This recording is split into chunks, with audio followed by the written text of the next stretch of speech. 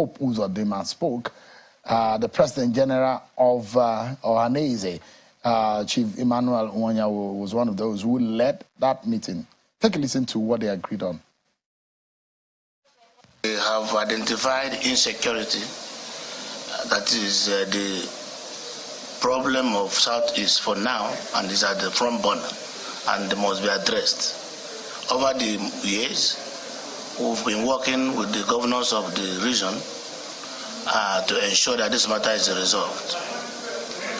The federal government in the past have supported, but we think that the federal government can do more. So among other resolutions, we resolved today to make a representation to the president for his intervention to be able to bring the insecurity in the region to an end. Let's speak with one of the leaders of the political party, one of those, representing in the region, the national chairman of the All Progressives Grand Alliance, APGA, is the newly minted national chairman and perhaps the youngest national chairman in all of the political parties in Nigeria, Sylvester Ezekiel. Thank you so much, national chairman, for joining us. Thank you very much for having me. Yeah. This is very serious, bonner within the polity of the Southeast Nigeria. How bad are things in terms of security? The sit at home is a major issue, isn't it? Yes, there are a whole lot of issues, not just the sit at home. At least when you talk about the sit at home, you're talking about the economic implications on the economy of the Southeast. Then there is the issue, which is the major one of the issue of security of lives and property. So there are criminals masquerading as agitators who have hidden in various bushes or forests around the Southeast, with the whole notion that they are probably agitating for the release of Nnamdi Kanu. And every now and then, they come out, they unleash mayhem on the innocent citizens of Southeast Nigeria. And we've had track record of wanton kidnappings, killings, at least from, I should say, between 2020 till date. In fact, there have been numerous reports about the number of lives that have been lost. Security men, innocent civilians, so many property bonds, police stations, and what have you. So it's a very serious issue. And I'm very, very happy when you played the video of the meeting of Southeast leaders that was held at the Imo Government Lodge. There is a consensus of opinion around the Southeast, and that reverberates around Nigeria now, that there is need for the presidency or the federal government to wade into this crisis. And one thing that keeps reoccurring is the issue of Nnamdi Kanu. I will draw an analogy with the biblical injunction that you try and separate the wheat from the chaff. Now, there are so many armed men, non-state actors, camped in various bushes and forests around Southeast, claiming that they are agitators and that they will not stop the unrest until Nnamdi Kanu is released. There have been several statements issued in the past. In fact, you see some faceless group wearing masks saying that whoever you are, once you're a political appointee or a government official around Southeast, if they get you, they're going to eliminate you. Of course, in Anambra State, I think it was in sometime last year, we lost a House of Assembly member who was gruesomely beheaded. So these are among the issues that the Southeast is facing. And I always say one thing, no matter the form or manner of an agitation, once a criminal is in the forest, he has to fend for food. So where is Ebubo Ago in all of these, in the scheme of things?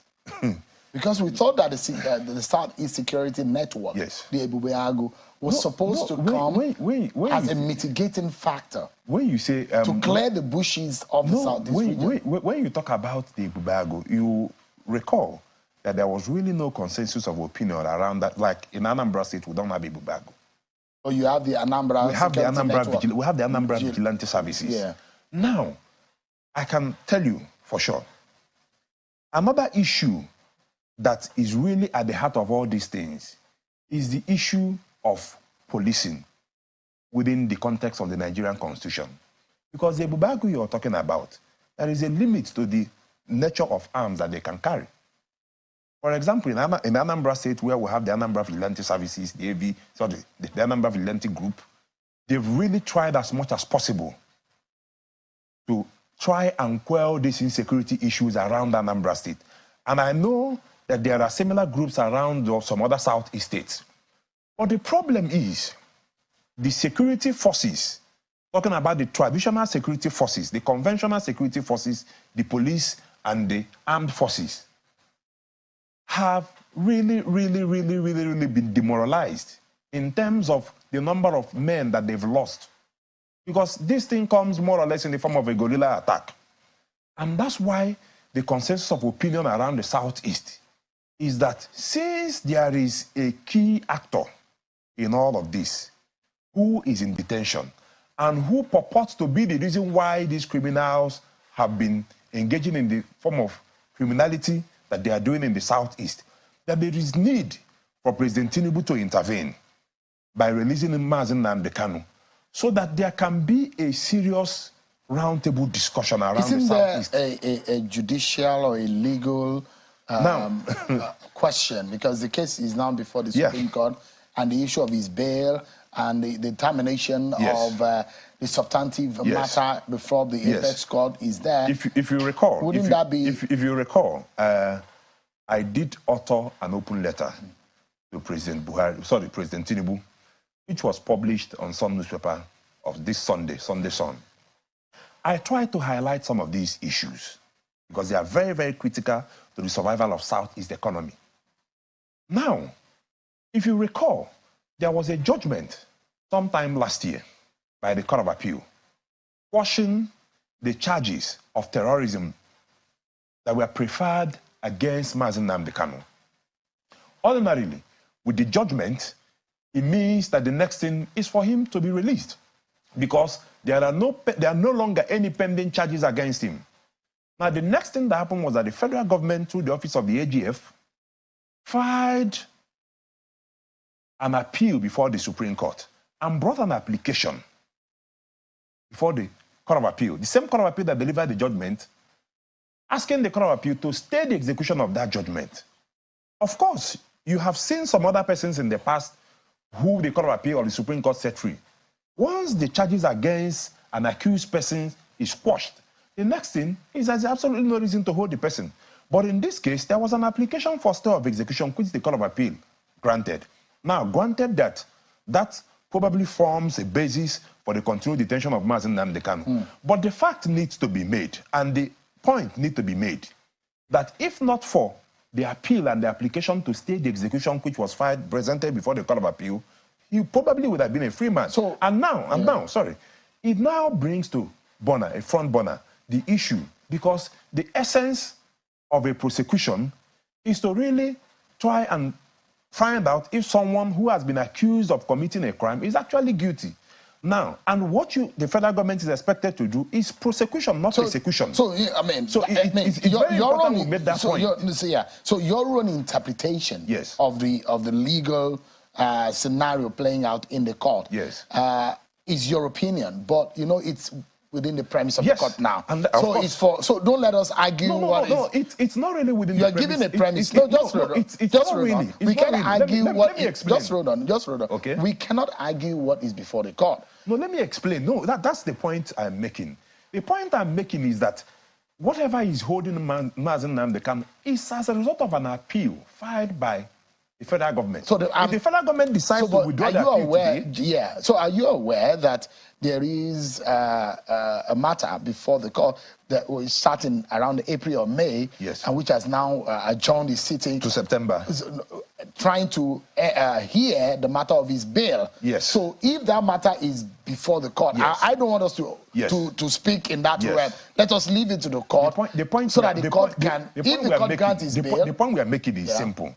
Before that time, because of the need, you know, various stakeholders made this call in the past. They were making the call, even aware of the fact that there are proceedings pending in court. If the federal government decides today that as a matter of urgency to hearken to the calls of various leaders and stakeholders from the Southeast, There are options available. I'm a lawyer. The Office of the Attorney General of the Federation can withdraw the charges preferred against Nnamdi Kanu. There can be plea so that bargain. is the prayers of the leaders of the region, including Governor Chukwuma Soludo. Yes. That what we've been asking. And also one of the prayers, I mean, because I've spoken to Governor Soludo about it, is that it could be handed over to him in the government house. That's his request. So the question is that if the President Tinubu, for example, grant that request, would that douse the tension? Yes. The most important thing. You're 100%? Yes. You know why? Governor Soludo has persistently maintained that we need him on the table because the issue of insecurity in the South is one that calls for serious dialogue from every stakeholder concerned. If you have Nnamdi Kanu on the table and he comes out to say, okay, Nnamdi Kanu has been released. Now, he draws one simple point. Any other person, any other group, no matter the ages, no matter the agitation you say you're doing, once you still remain in the forest or in the bushes, it means you are no longer probably agitating for the release of Nnamdi Kanu. Now we label you a pure criminal. So let me deal with you decisively. Let's anchor on this point. I mean, on one hand, the clamor for the release of Nnamdi Kanu. That's one hand. Which there are those who say it might not solve the problem because there are guns already in the hands of some element. Because you have also ascribed the fact that there are criminal elements who are also masquerading as agitators. So how do you clean up the Southeast region? Because all of this scenario had brought this tension in the region. Now, and don't forget, there is a Simon Ekpa. These are the issues. These are the issues. Finland. Of course, these are the issues. Because are you able to control a Simon Ekpa who is giving orders for people to sit at home? All the orders Simon Ekpa has given are all geared or purportedly geared towards the release of Nnamdi Kanu. There are some IPOB members that are denying that Simon Ekpa is not a leader of their group. We have one Emma Powerful who issues statements here and there. But the fact remains that whatever Simon Ekpa is doing, whether rightly or wrongly, as much as possible, I've not come to apportion blames.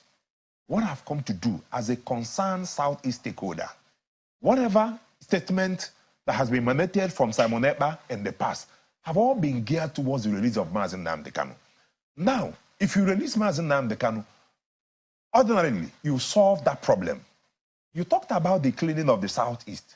Now I can tell you, and I make this call on national TV, it's very, very important. Good thing, while President Tinubu was the governor of Lagos State, he was a champion of true federalism. And I can tell you, because I could recall, as a lawyer who read so many cases bordering on Attorney General of the Lagos State and Attorney General of the Federation, and they all bordered on key issues bordering on federalism in line with the Constitution of the Federal Republic of Nigeria. One that has kept resurfacing as far as I'm concerned, and I said it in the letter, an open letter I wrote to the president, is the issue of policing. There is no longer any reason why the police should remain in the exclusive legislative list. It is very, very key. There is no way where you wait for someone in Imo State to wait on the IG of police in Abuja to secure. There have been cases. I think I recall an instance where the former governor of Enugu State, Ugwuanyi, as well as the former governor of Benue State, said that they reached out, they got credible intelligence about an imminent attack, and they reached out to security agencies, and nothing could be done.